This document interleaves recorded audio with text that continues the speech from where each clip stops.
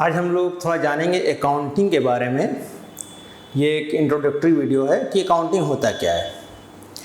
तो अकाउंटिंग, मान लिया किसी भी तरह का कोई भी आप बिज़नेस कर रहे हैं, तो उस बिज़नेस में जो भी ट्रांसैक्शंस होते हैं, ट्रांसैक्शन का मतलब लेन देन, तो किसी भी तरह का कोई भी ट्रांसैक्शन अगर होगा तो उसको रिकॉर्ड करना, क्लासिफाई करना और समराइज़ करना, इसी को क्या बोलते हैं? Accounting. Recording, classifying and summarising, किसको? बिजनेस ट्रांसैक्शंस को। अब जाहिर सी बात है, किसी भी तरह का कोई बिजनेस कर रहे हैं तो डेली बहुत से लेन देन करेंगे, आप बहुत से ट्रांसैक्शंस करेंगे, सेल होगा, परचेज होगा, अपने खर्चों का पेमेंट करेंगे, जो भी अर्न कर रहे हैं रेवेन्यू उसका पेमेंट करेंगे, और प्रॉफिट लॉस ये सब निकालना पड़ेगा आपको बिजनेस का। तो जो भी ट्रांसैक्शन हो रहे हैं उनको अगर आप एक जगह रिकॉर्ड नहीं करेंगे तो आप भूल जाएंगे कि जो भी ट्रांसैक्शन हमने किए हैं वो कौन से ट्रांसैक्शंस कब किए गए हैं। ठीक, तो इसमें अकाउंटिंग में पहला स्टेप होता है रिकॉर्डिंग, यानी जो भी ट्रांसैक्शंस होते हैं उनको रिकॉर्ड करना। ठीक, एक फॉर्मेट के थ्रू हम रिकॉर्ड करते हैं, एक फॉर्मेट में हम रिकॉर्ड करते हैं। और दूसरा होता है क्लासीफाइंग। अब जैसे मान लें कि बहुत सारे ढेर सारे ट्रांसैक्शंस हैं, हम उनको एक जगह एक बुक में रिकॉर्ड करते चले गए। अब उन ट्रांसैक्शंस को जो एक नेचर के हैं उनको अलग अलग क्लासिफाई करना है। अब आपको पता करना है कि कितना हम परचेज़ किए, कितना हम सेल किए, कितना हम एक्सपेंस पे किए। तो उन सब को क्लासिफाई करने के लिए हम अलग फॉर्मेट बनाते हैं, और दूसरा स्टेप क्या होता है? क्लासिफाइंग। ठीक, तो अब सारे ट्रांसैक्शंस को अलग अलग क्लासिफाई करके अलग अलग किताबों में लिख देते हैं, बुक्स में। अब तीसरा स्टेप होता है समराइजिंग। एक निश्चित पीरियड के बाद, जैसे मान लिए कि 1 महीने तक हम ट्रांसैक्शन करते चले गए, ठीक, उसको रिकॉर्ड किए, क्लासिफाई किए। समझ में आ रहा है? अब इसके बाद हम उन ट्रांसैक्शंस, जो भी हम ट्रांसैक्शन किए, जो भी हमारे एक्सपेंसेस हुए, जो भी हम रेवेन्यू अर्न किए, अब उस पर पता करना है कि क्या हमको 1 महीने के बाद प्रॉफिट या लॉस मिला। ठीक, तो समराइजिंग का मतलब होता है रिजल्ट फाइंड करना, यानी जो भी हम बिजनेस कर रहे हैं उसका रिजल्ट क्या है, क्या प्रॉफिट या लॉस हमारे पास है उस बिजनेस का। ठीक, उस बिजनेस का जो भी हमने किया उसका। तो यहाँ पे रिकॉर्डिंग के लिए हम एक फॉर्मेट यूज़ करते हैं जिसको बोलते हैं जर्नल बुक। क्या बोलते हैं? Journal book. तो रिकॉर्डिंग करने के लिए हम करते हैं रिकॉर्डिंग थ्रू जर्नल एंट्रीज। किसके थ्रू रिकॉर्डिंग करते हैं हम लोग? Through journal entries. Journal entries के थ्रू रिकॉर्डिंग करते हैं, और किस बुक में? इन जर्नल बुक। जर्नल बुक, ये हो गया। अब इसके बाद क्लासिफिकेशन के लिए हम लोग अलग बुक यूज़ करते हैं। इस जो भी ट्रांसैक्शंस अलग अलग नेचर के होते हैं उनको अलग हम क्लासिफाई करते हैं, अलग अलग बुक्स में लिखते हैं। तो क्लासिफिकेशन के लिए हम लोग यूज़ करते हैं ledger books. Through ledger account, ledger accounts. Ledger accounts में हम लोग क्लासिफाई करके इन ट्रांसैक्शन को फिर से अलग अलग लिखेंगे। और किस बुक में करते हैं? लेजर बुक में। इसको क्या बोलते हैं हम लोग? Laser book. ठीक, और समराइजेशन के लिए हम लोग एक स्टेटमेंट बनाते हैं जिसको बोलते हैं statement of profit and loss. Statement of profit and loss, यानी ये बता देता है कि बिजनेस को क्या प्रॉफिट हुआ, क्या लॉस हुआ। और इसमें हम लोग एक चीज़ और बनाते हैं, बैलेंस शीट। बैलेंस शीट में ये पता चल जाता है कि हमारे पास जो भी एसेट्स और लाइबिलिटीज़ हैं at the end of year कितने बचे हुए हैं। ठीक, तो यहाँ पे याद रखना, ये तो हमेशा हर दिन होगा रिकॉर्डिंग, जो भी ट्रांसैक्शंस होंगे।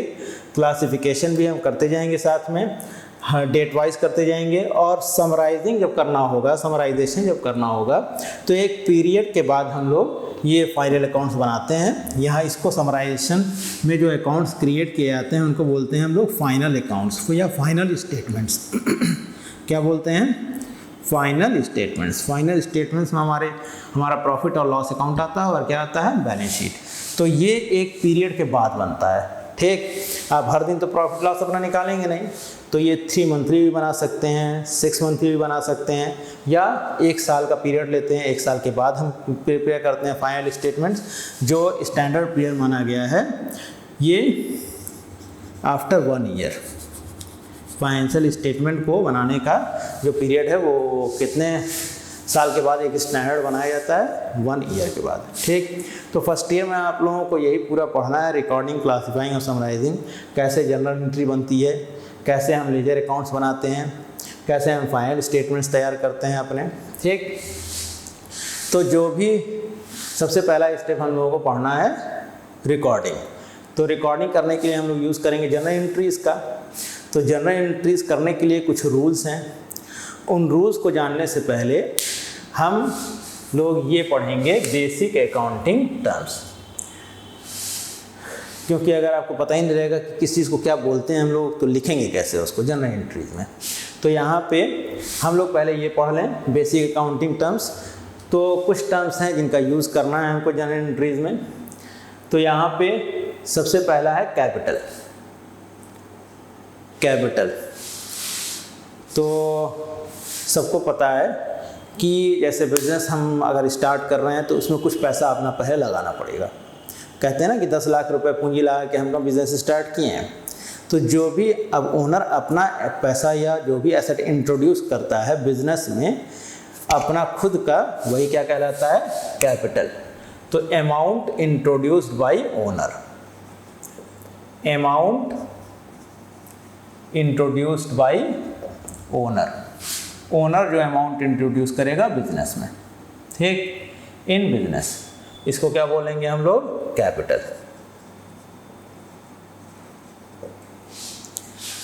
और लायबिलिटीज़, अब जैसे मान लिया कि आपको बिजनेस करना है, आपने बजट बनाया कि 10 लाख रुपए की ज़रूरत है। अब 10 लाख में से 6 लाख आप अपना लगाए और बाकी 4 लाख का क्या करोगे, या ऐसी बात है किसी से कर्ज लेंगे। ठीक, तो लायबिलिटीज़ जो होते हैं वो एक तरह का कर्ज ही होता है, यानी जो भी हम फंड रेज करते हैं एक्सटर्नल सोर्सेज से, fund raise from external sources,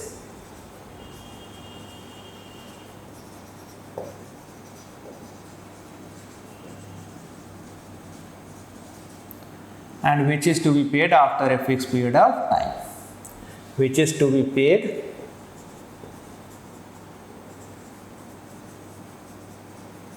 after a fix period of time. जाहिर सी बात है किसी भी तरह का कोई भी कर्ज आपको लेना है तो आप कर्ज लेंगे तो उस कर्ज का बाद में पेमेंट भी करना पड़ेगा। तो ये हो गई लायबिलिटीज़। अब लायबिलिटीज़ के बाद आएगा आपका एसेट। ये एसेट क्या होता है, अब मान लिया तुमको बिजनेस स्टार्ट करना, मान लिया कपड़े का दुकान आपको खोलना है। ठीक, तो आप क्या करेंगे, जो भी आपका पैसा आप जुटाए, कैपिटल लोन लिए बिजनेस में लगाने के लिए, तो वो पैसा लगाएंगे आप कहाँ पे लगाएंगे, एसेट्स में। और आप दुकान खरीदे, दुकान आपकी क्या हो गई, एसेट हो गई। ठीक, उस पैसे से आप दुकान में फर्नीचर लगा रहे हैं, फर्नीचर आपका क्या हो गया, एसेट हो गया। आप कोई मोटर व्हीकल खरीदे सामान की डिलीवरी वगैरह करने के लिए, तो वो भी क्या हो गया, आपका एसेट हो गया। आप दुकान में एसी लगा रहे हैं, वो एसी भी आपका क्या हो गया, एसेट हो गया। और जो कपड़ा आपको बेचना है, वो स्टॉक आप खरीद रहे हैं बेचने के लिए, तो वो भी आपका क्या है, एसेट। यानी एसेट जो है, ये सारा पैसा जो हम जुटाए वही किस में लगा देते हैं, एसेट्स में। किस लिए लगाते हैं, ताकि हम उससे अर्न कर सकें फ्यूचर बेनिफिट। आ रहा समझ, दुकान किस लिए लगा रहे हैं, दुकान किस लिए हम इस्टेब्लिश कर रहे हैं, ताकि वो बिज़नेस कर रहे हैं हम किस लिए, ताकि उससे हम फ्यूचर बेनिफिट अर्न कर सकें। तो यहाँ पे एसेट्स क्या होते हैं, दैट रिसोर्सेज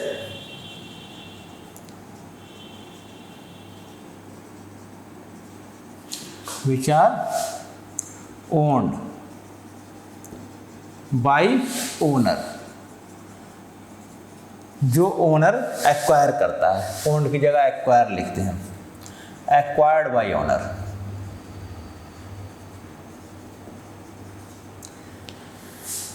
जो भी रिसोर्सेज ओनर एक्वायर करता है, जो भी आप दुकान खरीद रहे हैं, आप स्टॉक खरीद रहे हैं कपड़े का, या मोटर व्हीकल खरीद रहे हैं, फर्नीचर खरीद रहे हैं अपने दुकान में लगाने के लिए, वो सारे के सारे आपके क्या हैं? एसेट्स।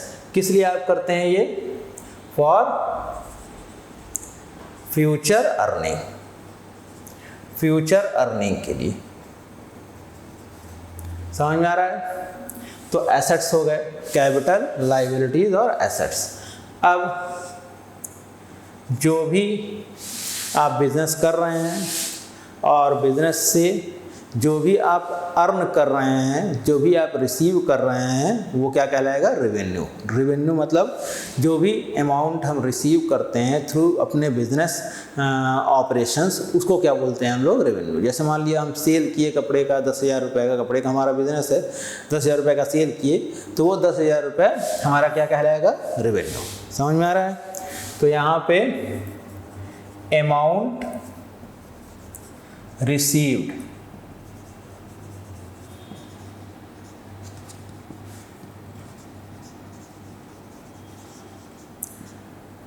थ्रू बिजनेस ऑपरेशंस, जो भी हम अमाउंट रिसीव करेंगे थ्रू बिजनेस ऑपरेशंस। ठीक। अब इसके बाद आएगा एक्सपेंस। एक्सपेंस का मतलब क्या है? खर्चा। जाहिर सी बात है, एक्सपेंस का मतलब क्या है? खर्चा। खर्चा मतलब किसी भी तरह का कोई भी आप अगर पेमेंट करते हैं, एक्सपेंस करते हैं बिजनेस ऑपरेशंस को चलाने के लिए, तो वो क्या कहलाएगा? एक्सपेंस। और एक्सपेंसेस जो है वो किसी तरह का एसेट क्रिएट नहीं करते हैं। तो amount spent for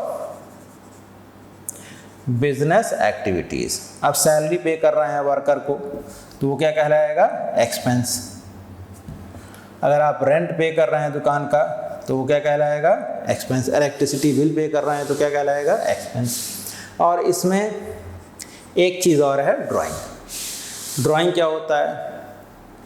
owner business से कोई भी पैसा जो वो लगाया है उस बिजनेस में से कुछ भी, जो भी इस्टेब्लिश किया है बिजनेस, उसमें से कुछ भी पैसा वो अपने पर्सनल यूज़ के लिए अगर निकाल लेता है तो वही क्या कहलाता है? ड्राइंग। तो ड्राइंग क्या होता है? Amount withdrawn bye owner, withdrawn by owner from business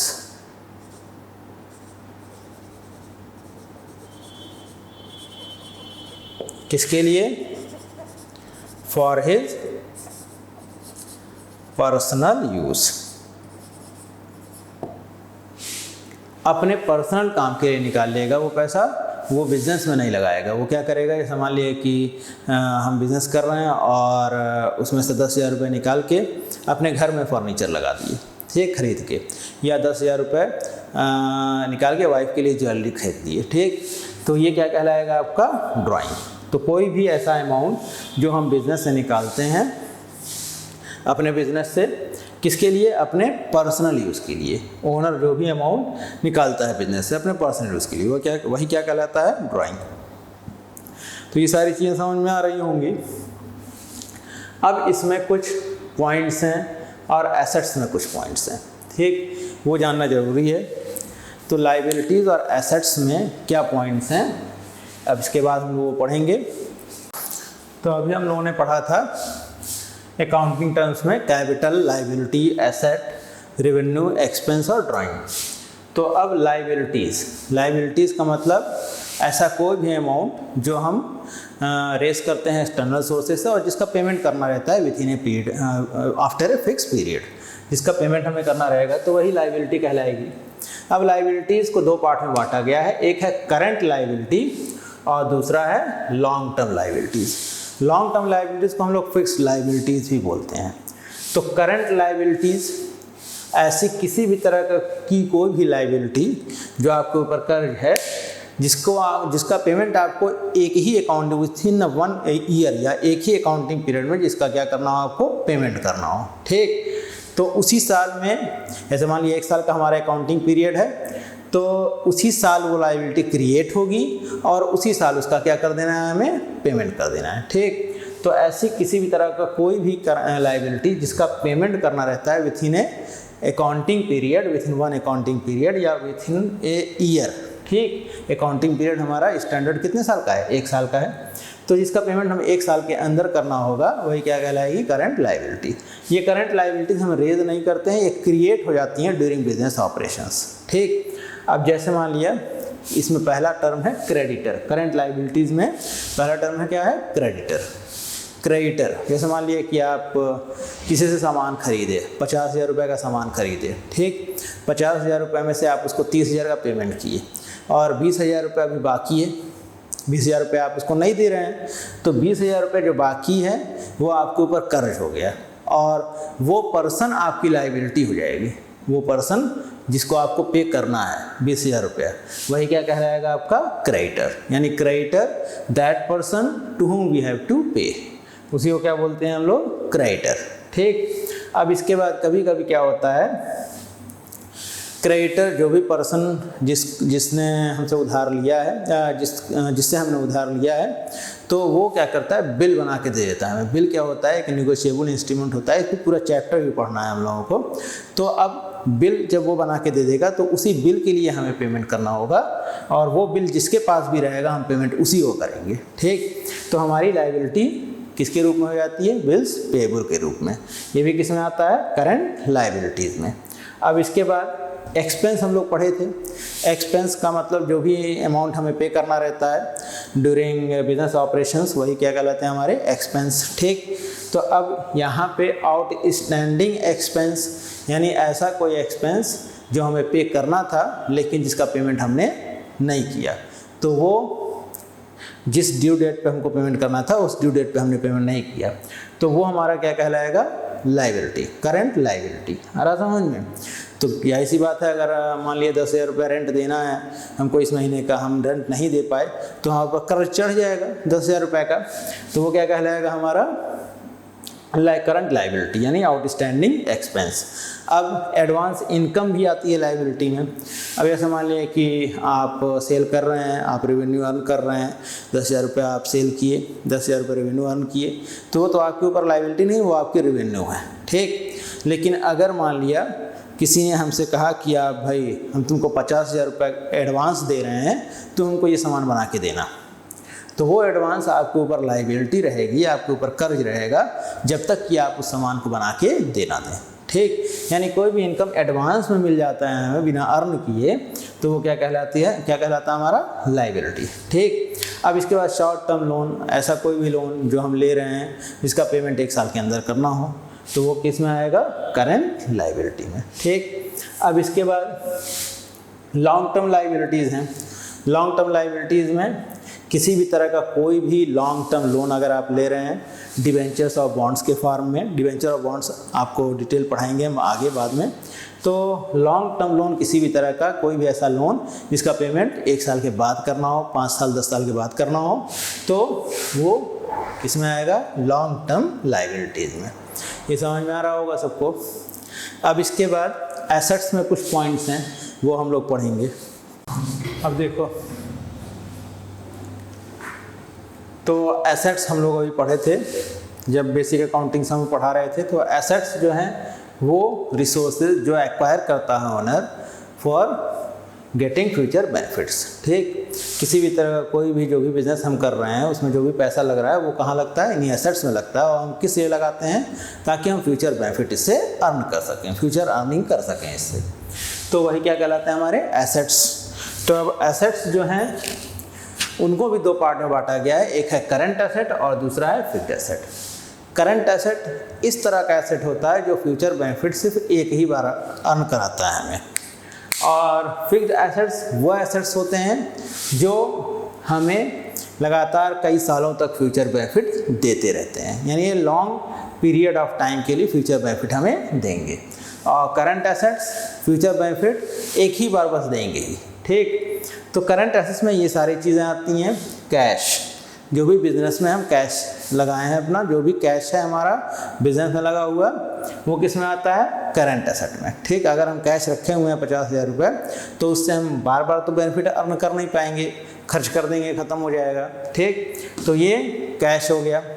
current asset. और दूसरा है डेटर। जैसे मान लिया कि आप किसी को सामान बेचे 50,000 रुपये का, आपको 50,000 रुपये वो कैश दे दिया, तो वो एसेट के रूप में आपके पास क्या आ गया, कैश। लेकिन अब मान लीजिए कि आप उसको 50,000 रुपये का सामान बेचे और 20,000 रुपये वो कैश दिया है, लेकिन बाकी पैसा नहीं दिया है, तो वो हो जाएगा आपका डेटर। 30,000 रुपये उसके ऊपर आपका रहेगा, बाकी वो आपको फ्यूचर में देगा वो पैसा। आ रहा समझ में? तो हम उसको एसेट के रूप में दिखाएंगे उस पर्सन को, और क्या बोलते हैं उसको, debtor. Debtor that person from whom we have to receive in future, यानी वो पर्सन जिससे हमें क्या करना है, फ्यूचर में लेना है। ठीक, तो किसी और पर्सन के ऊपर अगर आपका उधारी होगा तो वही क्या कहलाएगा, डेटर, यानी जिससे आपको लेना होगा। कभी कभी जैसे क्रेडिटर था और बीपी था, वैसे डेटर और क्या है, बीआर। अगर मान लिया हमने उस डेटर को बिल दे दिया, तो अब पैसा हमें लेना रहेगा उस बिल से। किससे लेना रहेगा, उस बिल से।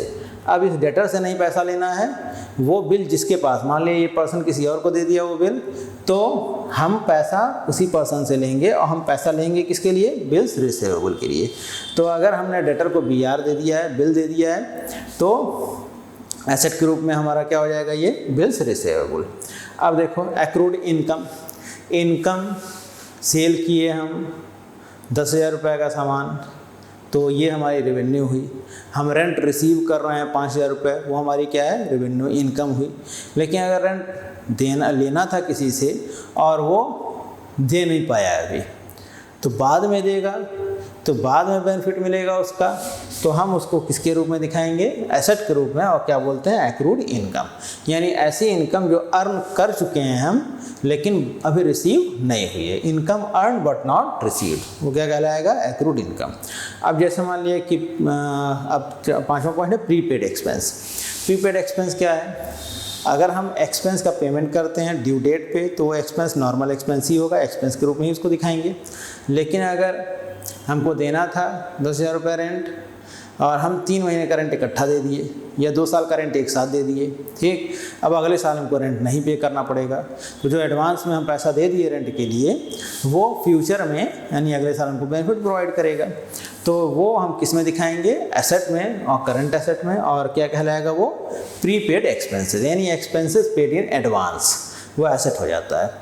अब जो भी हम जिस चीज़ का हम बिज़नेस कर रहे हैं, उसका स्टॉक जो हमारे पास बचा हुआ है, वो भी क्या कहलाता है, हमारा एसेट। ठीक, जाहिर सी बात एसेट ही होगा। और शॉर्ट टर्म इन्वेस्टमेंट, किसी ऐसी जगह हम पैसा इन्वेस्ट किए हैं जो हम 1 साल के अंदर निकाल सकते हैं, 1 साल के अंदर वो रिटर्न हमको मिल जाएगा, तो वो भी किस में आता है, करंट एसेट में। ठीक, तो ये करंट एसेट हो गए। इनको छोड़ के बाकी जितने भी एसेट्स हैं बिजनेस में, वो सारे के सारे क्या कहलाते हैं, फिक्स्ड एसेट्स। और जैसे हम बिल्डिंग खरीद लिए, दुकान खरीद लिए, दुकान की बिल्डिंग है, तो वो ऐसा तो है नहीं कि 1 साल के बाद ख़त्म हो जाएगा, वो तो साल दर साल बहुत लॉन्ग पीरियड के लिए रहेगा हमारे पास, तो लॉन्ग पीरियड तक बेनिफिट देता रहेगा, तो ये क्या कहलाएगा, हमारा फिक्स्ड एसेट। ऐसे ही कोई मशीनरी वगैरह लगा रहे हैं अपने बिजनेस में, तो एक बार इंस्टॉल करेंगे वो कई सालों तक चलेगा। कोई फर्नीचर वगैरह है, एक बार खरीद लिए कई साल तक चल रहा है। मोटर व्हीकल है, लाइव स्टॉक्स भी होते हैं, कई लोग बिज़नेस में रखते हैं अपने, जैसे मान लिए पहाड़ी क्षेत्रों पे लोग घोड़ों का यूज़ करते हैं। ठीक, तो ये बिज़नेस के लिए, तो ये सारे के सारे एसेट्स हमें लॉन्ग पीरियड के लिए फ्यूचर बेनिफिट देते हैं, इसलिए कहलाते हैं फिक्स्ड एसेट्स। ठीक, अब देखो यहाँ पे एक चीज़ और बताना है हमें। हम लोग पढ़े थे एक्सपेंस,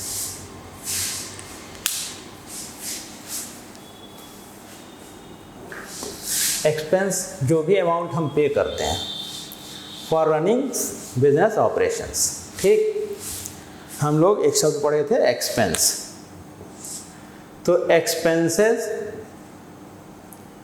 को भी 2 पार्ट में बांटा गया है, याद रखना, एक्सपेंसेस को भी 2 पार्ट में बांटा गया है। एक है हमारा रेवेन्यू एक्सपेंस और दूसरा है रेवेन्यू एक्सपेंस और दूसरा है कैपिटल एक्सपेंडिचर। कैपिटल एक्सपेंडिचर, ठीक, तो आप ध्यान देना सब लोग, रेवेन्यू एक्सपेंस, सैलरी पे कर रहे हैं वर्कर को, वो किसी भी तरह का कोई एसेट नहीं क्रिएट कर रहा है। रेंट पे कर रहे हैं दुकान का, सैलरी पे कर रहे हैं हम, रेंट पे कर रहे हैं, इलेक्ट्रिसिटी बिल पे कर रहे हैं, तो ये किसी भी तरह का कोई एसेट क्रिएट नहीं कर रहा है। इलेक्ट्रिसिटी बिल पे कर रहे हैं एट्सेट्रा, ठीक। तो ये कोई भी किसी भी तरह का कोई भी ऐसा एक्सपेंस जो कोई एसेट क्रिएट ना करे वो क्या कहलाएगा, रेवेन्यू एक्सपेंस। लेकिन अगर हम फर्नीचर खरीद रहे हैं 10,000 रुपये का, खर्च तो हो रहा है, खर्चा ही किए 10,000 रुपये खर्च किए, लेकिन वो क्रिएट कर दिया एक एसेट, हमारे पास आ गया, क्या आ गया, फर्नीचर। उस एक्सपेंस से एक एसेट क्रिएट हो रहा है तो वो क्या कहलाएगा, कैपिटल एक्सपेंसेस। तो यहाँ पे इट क्रिएटेड, कैपिटल एक्सपेंसेस जो हैं वो क्या करते हैं, क्रिएटेड एसेट्स। या जैसे मान लीजिए लोन हम लिए हुए हैं पहले से, हमारे पास लोन, हम 10 लाख रुपए का लोन लिए हैं, उसी 10 लाख रुपए में से हम इंस्टॉलमेंट 5 लाख लोन का पे कर दिए, तो भी एक्सपेंस हुआ। लेकिन ये क्या कर रहा है, डिक्रीज कर रहा है हमारी लाइबिलिटी को, एंड और डिक्रीजेज अवर लाइबिलिटीज, तो वो क्या कहलाएगा हमारा, कैपिटल एक्सपेंस। तो वो क्या कहलाएगा, कैपिटल एक्सपेंस। तो अब यहाँ पे एक चीज़ ध्यान रखना तुम लोग, फिक्स्ड एसेट्स में जो भी हम खर्च करते हैं, जो भी पैसा लगाते हैं, उसको हम लोग क्या बोलते हैं, इन सब को क्या बोला जाएगा, कैपिटल एक्सपेंडिचर। याद रहेगा सबको। तो कैपिटल एक्सपेंडिचर और एक्सपेंस दोनों अलग चीज़ है। एक्सपेंस जब लिखा रहेगा तो हम मानेंगे वो रेवेन्यू एक्सपेंस है, और रेवेन्यू एक्सपेंस जो है वो कोई एसेट क्रिएट नहीं करता है। लेकिन कैपिटल एक्सपेंडिचर्स जो हैं वो क्या करते हैं, एसेट्स क्रिएट करते हैं या हमारी लाइबिलिटीज़ को डिक्रीज करते हैं। तो यहाँ पे फिक्स्ड एसेट्स जो भी हमारे हैं, जो भी पैसा एसेट्स में लग रहा है, फिक्स्ड एसेट्स में, वो सारा का सारा क्या है हमारा, कैपिटल एक्सपेंडिचर। ये समझ में आ गया होगा। अब जैसे एक्सपेंसेस में दो चीज़ें हो गई, कैपिटल एक्सपेंसेस और रेवेन्यू एक्सपेंसेस, वैसे ही रेवेन्यू का मतलब होता है, हम लोग पहले पढ़े हैं कि जो भी अमाउंट हम ड्यूरिंग बिजनेस ऑपरेशंस रिसीव करेंगे वही क्या कहलाएगा हमारा, रेवेन्यू। तो रिसिप्ट्स जो होते हैं हमारे ड्यूरिंग बिजनेस ऑपरेशंस वही क्या कहलाते हैं हमारे, रेवेन्यू। तो रेवेन्यू भी दो तरह का होता है, रिसिप्ट, रेवेन्यू रिसिप्ट, और दूसरा क्या है, कैपिटल रिसिप्ट। रेवेन्यू रिसिप्ट, अब जैसे मान लीजिए कि हम सेल कर रहे हैं गुड्स का, ठीक, रेंट रिसीव कर रहे हैं, कमीशन रिसीव कर रहे हैं, ये किसी भी तरह का कोई एसेट क्रिएट नहीं कर रहा है, तो ये क्या कहलाएगा हमारा, रेवेन्यू रिसिप्ट, ठीक। तो यहाँ पे ये किसी भी तरह की कोई लाइबिलिटी इससे डिक्रीज नहीं हो रही है, ना ही ये हमारे एसेट्स को डिक्रीज करता है। समझ में आ रहा है। तो अब जैसे मान लिया कि हम सेल कर रहे हैं गुड्स का, सेल ऑफ गुड्स,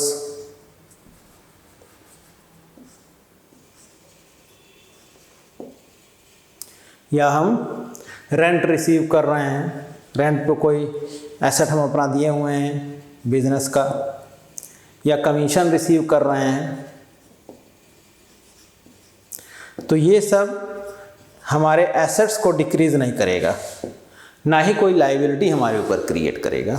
ये सारे के सारे क्या कहलाएंगे हमारे, रेवेन्यू रिसिप्ट्स, ठीक। अब कैपिटल रिसिप्ट्स, ऐसा कोई भी रिसिप्ट, ऐसा कोई भी अमाउंट जो हम रिसीव करते हैं बिजनेस एक्टिविटीज़ के दौरान, लेकिन वो क्रिएट करता है हमारी लाइबिलिटी, हमारे ऊपर लाइबिलिटी क्रिएट करेगा। जैसे मान लिया कि हम लोन लिए तो हमारे ऊपर लाइबिलिटी क्रिएट हो जाएगी ना, वो हमारे ऊपर क्या रहेगा, कर्ज रहेगा। हम पाए तो 1 लाख रुपए लोन, वो हम रिसीव किए, लेकिन वो हमारे ऊपर क्या है, कर्ज है, तो ये क्रिएट करती है क्या, लाइबिलिटी। या हम अपने एसेट्स को बेच दें, जैसे मान लिया कि मशीनरी थी, हम उसको बेच दिए, तो ये हमारे एसेट को डिक्रीज कर देगा ना। तो कोई भी ऐसा रिसिप्ट जो हमारे ऊपर लाइबिलिटी क्रिएट करे या हमारे एसेट्स को डिक्रीज करे, तो वो क्या कहलाता है, कैपिटल रिसिप्ट्स। तो रेजिंग लोन अगर हम रेज कर रहे हैं तो वो किस में आएगा, कैपिटल रिसिप्ट में। या हम लाइबिलिटीज़ का हम अपने एसेट्स को बेच रहे हैं, sale of fixed assets. Fixed assets क्या होते हैं ये हम लोग अभी पढ़े हैं तुरंत। तो कोई भी ऐसा रिसिप्ट जो हमारे ऊपर कोई लाइबिलिटी क्रिएट करे, लॉन्ग टर्म लाइबिलिटी, या हमारे लॉन्ग टर्म एसेट्स यानी फिक्स्ड एसेट्स को डिक्रीज करे, तो वो क्या कहलाएगा? Capital receipt. ये समझ में आ गया होगा। अब देखो, जो हमारी रेवेन्यू इनकम है, इनकम या गेन, इनकम या गेन, जो भी हमारी रेवेन्यू है, यही रेवेन्यू रिसिप्ट। अब 10,000 रुपये का सामान हम बेचे, हमको 10,000 रुपये मिला और उस सामान को ख़रीदे थे 6,000 रुपये में, तो 6,000 हमारा एक्सपेंस था। तो रेवेन्यू में से हम एक्सपेंसेस को माइनस करते हैं। अगर रेवेन्यू ज़्यादा है और एक्सपेंस कम है तो क्या होगा? इनकम या गेन। इसको प्रॉफिट भी बोलते हैं। ठीक, समझ में आ रहा है?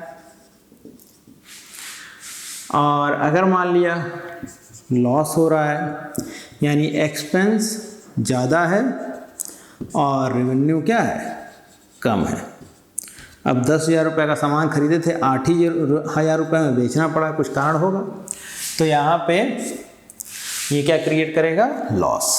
ठीक, अब देखो ये लॉस हो गया। एक चीज़ बता दें तुम लोगों को, इनकम या लॉस या रेवेन्यू एक्सपेंस जो भी है, ठीक, ये क्या करता है? कैपिटल पे इफेक्ट डालता है।